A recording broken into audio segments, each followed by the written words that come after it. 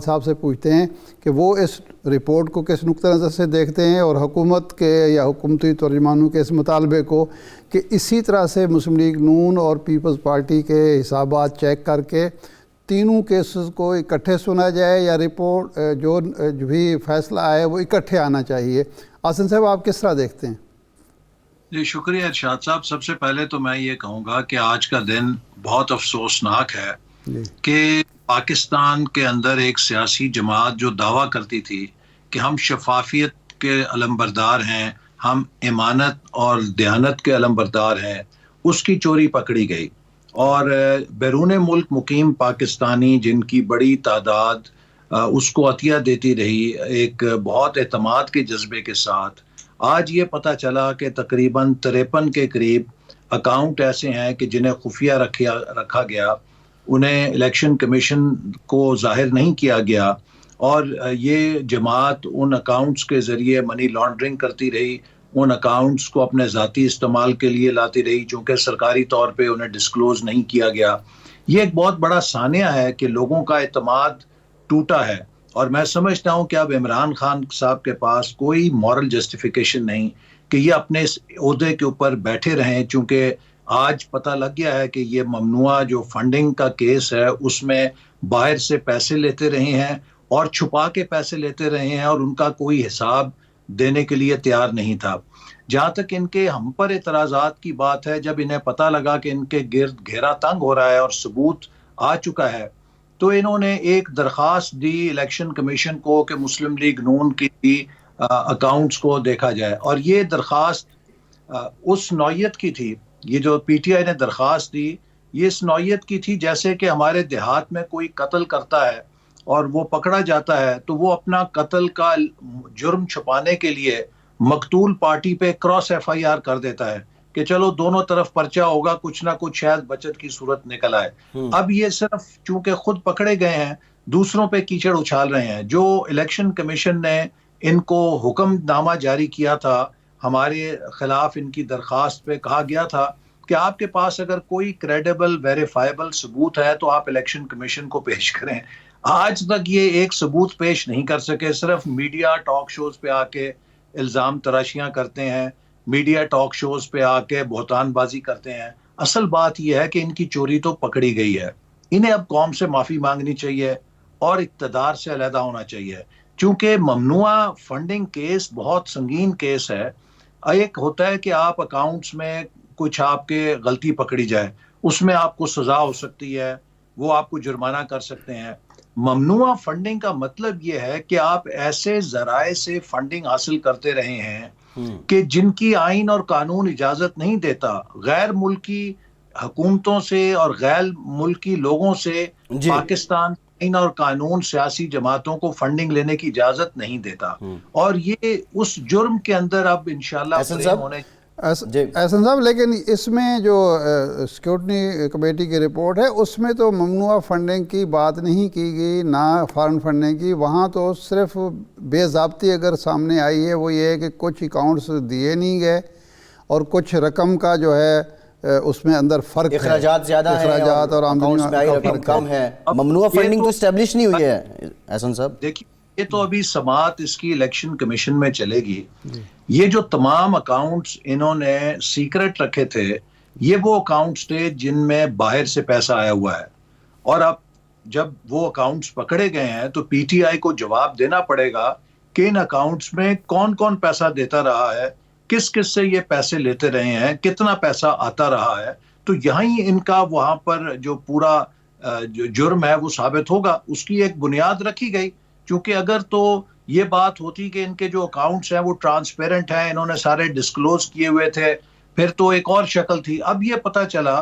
کہ جو بیرون ملک یہ پیسہ لیتے تھے وہ اکاؤنٹس انہوں نے چھپائے ہوئے تھے اور وہ اکاؤنٹس پکڑے گئے ہیں۔ اب لہٰذا ان کے اندر ساری ٹرانزیکشنز تو اسٹیٹ بینک کے پاس موجود ہیں اور ان کو حساب دینا پڑے گا۔ اور آپ کو معلوم ہے اکبر بابر صاحب یہ کہہ چکے ہیں کہ یہ اپنے ملازموں کے نام، کوئی کمپیوٹر آپریٹر کے نام، کوئی ڈرائیور کے نام، کوئی کسی اور ملازم کے نام باہر سے پیسے لاتے تھے اور منی لانڈرنگ کرتے تھے۔ تو لہٰذا اب میرا خیال ہے کہ یہ جو اتنا بڑا انکشاف ہوا ہے اس کے بعد اب پی ٹی آئی کے پاس کوئی بنیاد نہیں رہ گئی کہ یہ پاکستانی سیاست میں جو امانت، دیانت، شرافت، شفافیت کا نعرہ لے کر آئے تھے کہ یہ اب اقتدار میں بیٹھے رہیں۔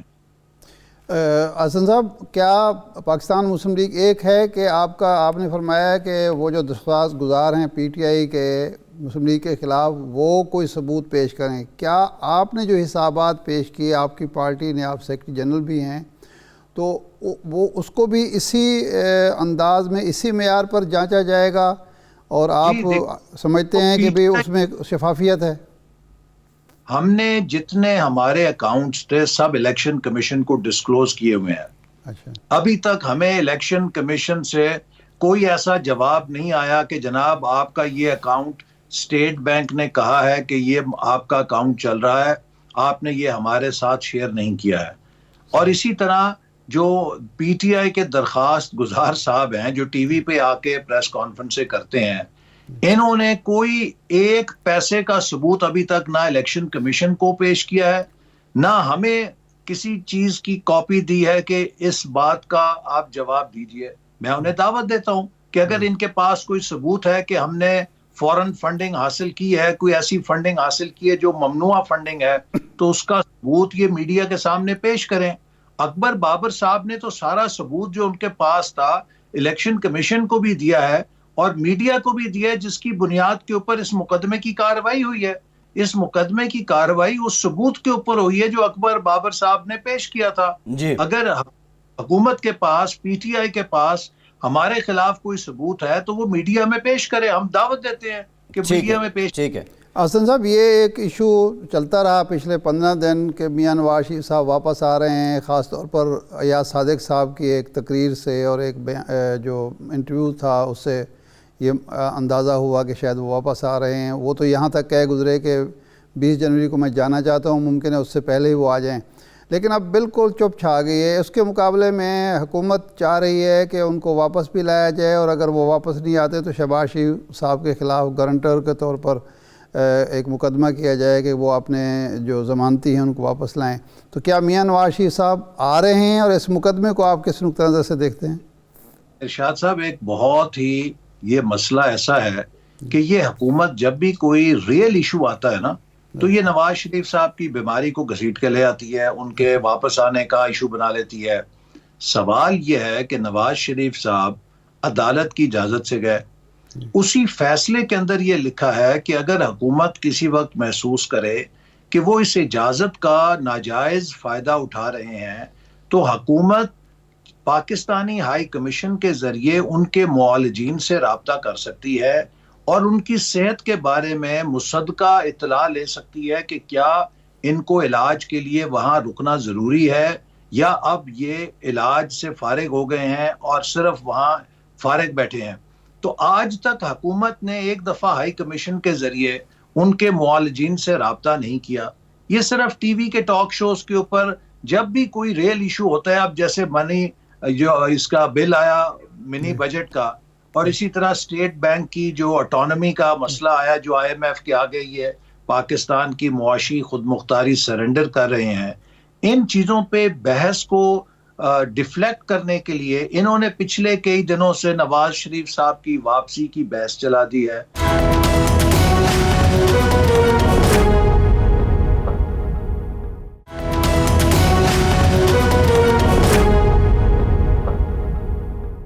ایک مبینہ طور پہ آڈیو ٹیپ چل رہی ہے جس میں مریم نواز صاحبہ اور پرویز رشید صاحب جو ہیں وہ محو گفتگو ہیں، اور وہ کچھ صحافیوں اور تجزیہ کاروں کے نام بھی لے رہے ہیں۔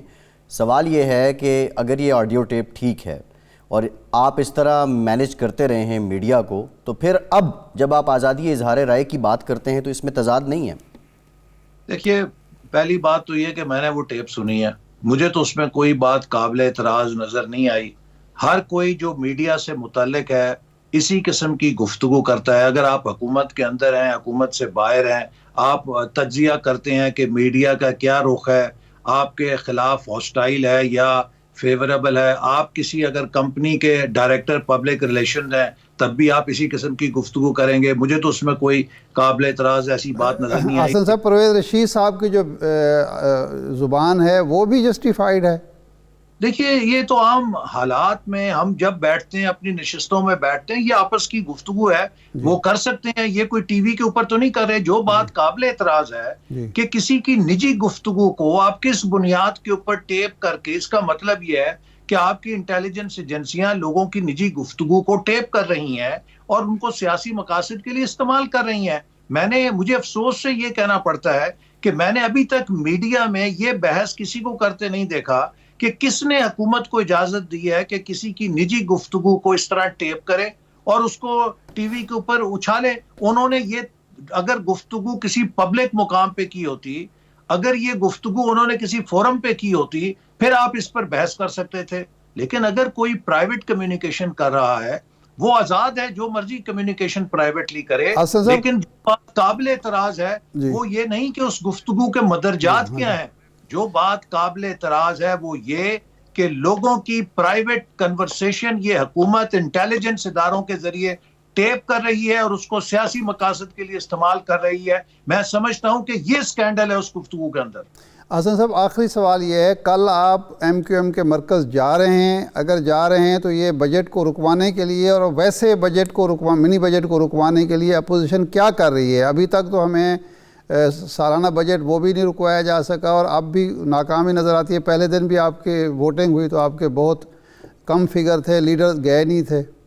نہیں، وہ میں آپ کو واضح کر دوں، جو پہلے دن ووٹنگ ہوئی تھی وہاں اپوزیشن نے اس میں حصہ نہیں لیا تھا، صرف 3 لوگ اس میں شریک ہوئے تھے۔ وہ کیوں نہیں حصہ لیا تھا؟ وہ ایک آرڈیننس جو کہ لیپس ہو چکا تھا اس کو حکومت ایکسٹینڈ کرنا چاہ رہی تھی، اور ہم سمجھتے ہیں کہ یہ غیر آئینی کام ہے کہ ایک آرڈیننس جو لیپس ہو چکا ہے اس کو آپ ایکسٹینڈ نہیں کر سکتے۔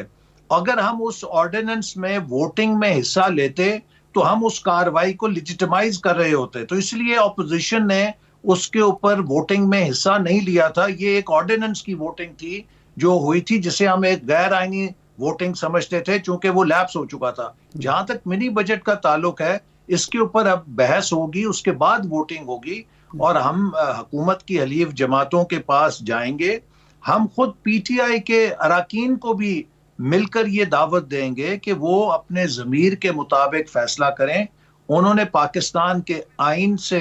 حلف لیا ہوا ہے وفاداری کا، انہوں نے عمران نیازی سے ذاتی وفاداری اور اس کی نااہلی اور ناکامی سے